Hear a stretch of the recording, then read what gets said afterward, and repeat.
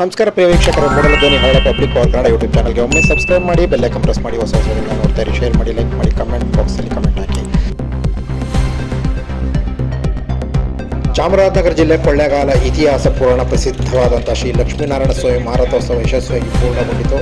ಆದರೆ ಇಲ್ಲಿ ಬಂದಿದ್ದಂಥ ಸಹಸ್ರಾರು ಭಕ್ತಾದಿಗಳು ನೆರೆದಿದ್ದಂತಹ ಈ ಮಹಾ ಜಾತ್ರೆಗೆ ಜನ ಸಾಕ್ಷಿಯಾಗಿದ್ದರು. ಹಾಗಾಗಿ ಇಲ್ಲಿ ಬಂದಂಥ ಜನ ಕಸಗಳು ಮತ್ತು ತ್ಯಾಜ್ಯಗಳನ್ನು ಇಲ್ಲಿ ಚೆಲ್ಲಿದ್ದ ಪರಿಣಾಮ ಬೆಳಗ್ಗೆ ಮುಂಜಾನೆಯಿಂದಲೇ ಕೊಳ್ಳೇಗಾಲ ನಗರಸಭೆಯ ಅಧಿಕಾರಿ ಚೇತನ್ ಕುಮಾರ್ ಹಾಗೂ ಸಿಬ್ಬಂದಿಗಳು ಮತ್ತು ಪೌರ ಕಾರ್ಮಿಕರು ಕಾರ್ಯೋನ್ಮುಖರಾದ ಹಿನ್ನೆಲೆಯಲ್ಲಿ ಕಾರ್ಯಾಚರಣೆ ನಡೆದ ಹಿನ್ನೆಲೆಯಲ್ಲಿ ಬೆಳಗ್ಗೆ ಮುಂಜಾನೆ ಎಲ್ಲವನ್ನು ಕಸವನ್ನು ಇಡೀ ಸಿಬ್ಬಂದಿಗಳು ಸಂಪೂರ್ಣವಾಗಿ ಎಲ್ಲ ಕಸ ವಿಲೇವಾರಿ ಮಾಡಿದರು.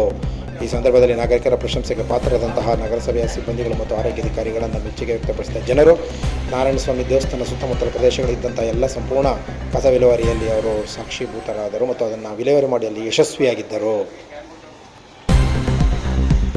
ನಾರಾಯಣಸ್ವಾಮಿ ದೇವಸ್ಥಾನದ ವ್ಯಾಪ್ತಿಯಲ್ಲಿ ಸ್ವಚ್ಛಗೊಳಿಸಿದಂತಹ ಅವರ ಕಾರ್ಮಿಕರ ಪರಿಶ್ರಮವನ್ನು ಪ್ರಶಂಸಿದ ಆರೋಗ್ಯಾಧಿಕಾರಿ ಚೇತನ್ ಕುಮಾರ್ ಅವರು ಅವರ ಶ್ರಮಕ್ಕೆ ಅಭಿನಂದನೆಗಳನ್ನು ಸಲ್ಲಿಸಿದ್ದಾರೆ.